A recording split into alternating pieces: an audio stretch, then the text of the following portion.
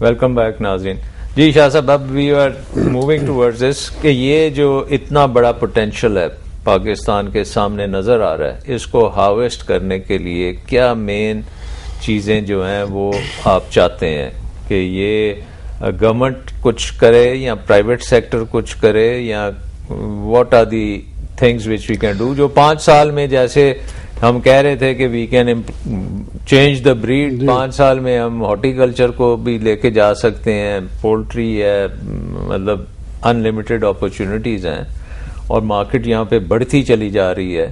تو یہ stream line کیسے ہوگی, یا ون آف دا ریزن جو آپ ریلائنس والوں کی بات کر رہے تھے کیوں نہیں سکسیسفل ہوا وہاں پہ؟ جی میں تھوڑی ذرا اپنے جو ایکسپیرینس ہے اس سے بات کر لوں. ہمارا جو جوائنٹ وینچر نیسلے کے ساتھ ہوا اس سے ہمیں کیا فائدہ ملا؟ فائدہ یہ ملا کہ وہ ٹیکنالوجی لے کے آئے, انہوں نے ہمیں انٹرنیشنل مارکیٹ پریکٹسز دکھائیں, انہوں نے ہمارے لوگ ٹرین کیے اور بیکورڈ انٹیگریشن کی ساری. تو وہ ایک بڑا اچھا ماڈل بن گیا. اس کو دیکھتے دکھاتے اینگرو آ گیا, دوسرے لوگ آ گئے, تو ایک ہیومن ریسورس اور یہ ساری چیز ڈیولپ ہوگی. اسی طرح اگر ہم نے ڈیولپ کرنا ہے تو ایک اچھی اگر کمپنی آ جائے ہمارے ساتھ پاکستان میں, تو اس سے وہ ساری چیزیں لنک اپ ہو جائیں گی. ہم خود بھی کر سکتے ہیں مگر اس میں ہمیں ٹائم بھی لگے گا اور اس میں ہمیں مشکلات بھی آئیں گی, غلطیاں بھی ہم کریں گے. اور کوشش یہ کر لیجیے کہ ایک اچھی انٹرنیشنل کمپنی آ جائے تو وہ باہر ایکسپورٹ بھی ہمیں کر کے لنکیجز ہیں, ان کی مارکیٹس ہیں, وہ یہ بھی کر کے دے سکتی ہے. اور یہ سب سے آسان طریقہ ایک تو یہ ہے. دوسرا ریلائنس کا جو آپ نے بات کی, ریلائنس آئی تھنک سب سے بڑی کمپنی ہے انڈیا کی, اور انہوں نے ماڈل بھی اچھا بنایا مگر ان سے ابھی تک یہ ماڈل سکسیسفل نہیں ہو سکا. از اٹ بیکاز فارمل اور انفارمل میں ٹیکسز کا فرق ہے, یا وہاں پہ تو ڈیمونسٹریشنز بھی ان کے خلاف؟ جی وہ ایک تو انہوں نے جو ماڈل بنایا وہ نیبرہڈ ماڈل ہے.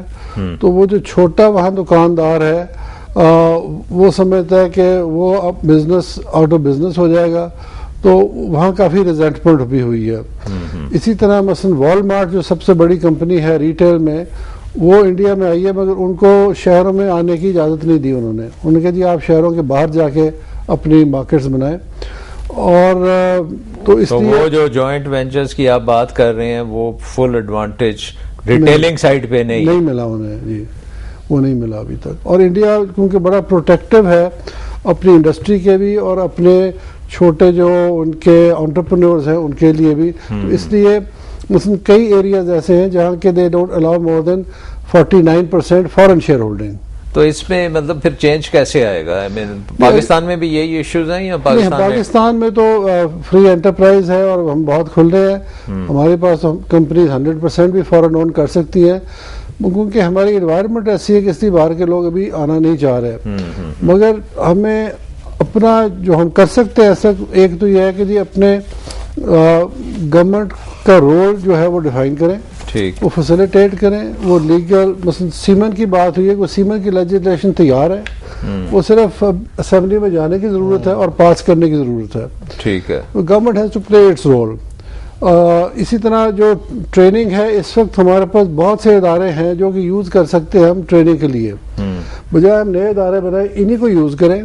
اور گورنمنٹ ہمیں فیسیلیٹیٹ کرے تاکہ وہ ہمیں مثلا ہمیں کلاس روم دے, ہم خود جا کے وہاں اپنا کر سکتے. اور ہم کر بھی رہے, پی وی ٹی سی کے ساتھ ہم کر رہے ہیں, ٹیپٹا کے ساتھ ہم کر رہے ہیں. پبلک پرائیویٹ پارٹنرشپ چاہیے exactly, where the private sector leads the way. اور ہمیں پرائیویٹ سیکٹر کو آگے کرے, گورنمنٹ ہمیں سپورٹ کرے.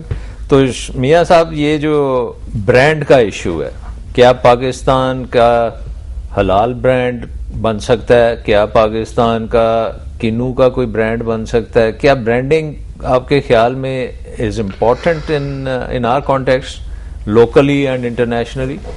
دیکھیں جی میں سمجھتا ہوں اکنامکلی اگر کسی سکسیس کی طرف جانا ہے تو without thinking of any specific brand یہ پاسبل ہے ہی نہیں. Brand is the most important thing جس سے آپ دنیا کو میسج دے سکتے ہیں کہ جی اگر حلال برانڈ کی طرف بات کرتے ہیں تو پاکستان کی سٹارٹ سے لے کے اینڈ تک جو اینیمل فیڈ ہے کسی بھی لحاظ سے وہ ہر سٹیپ پر حلال ہے. کسی دنیا کے کسی خطے میں کسی ملک میں یہ شک نہیں پایا جاتا کہ پاکستان میں کسی اینیمل کو کوئی چیز حلال نہیں کھلائی جا رہی ہے. تو حلال مارکیٹ تو پاکستان کی طرف اس طریقے سے آئے گی جس کا ہم تصور بھی نہیں کر سکتے.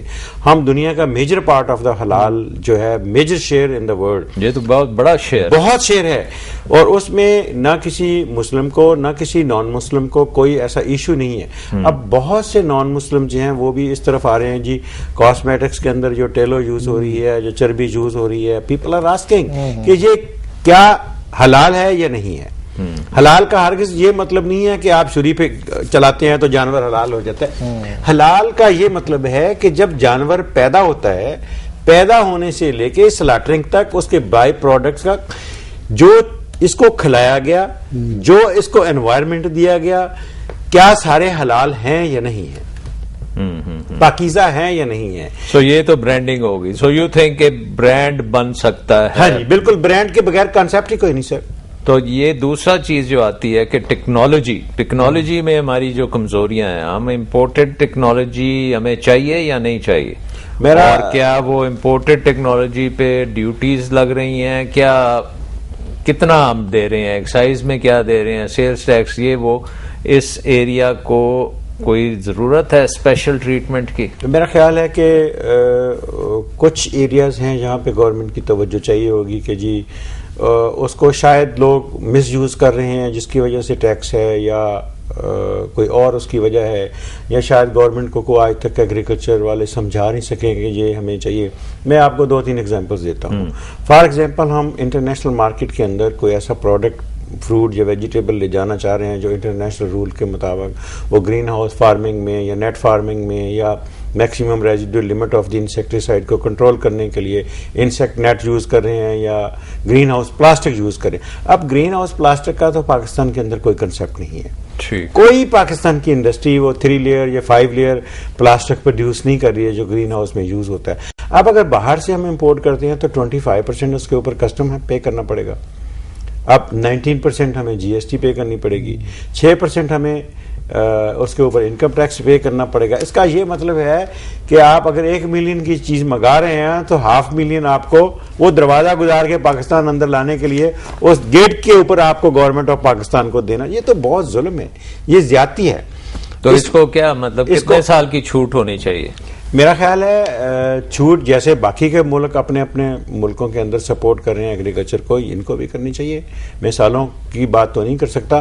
اگر یہ ٹیکنالوجی یہ چیزیں پروموٹ کرنی ہے تو گورنمنٹ کو اس کے اوپر کم از کم ایگریکلچر پروموشن کے اوپر تو کم از کم کسٹم ڈیوٹی نہیں ہونی چاہیے.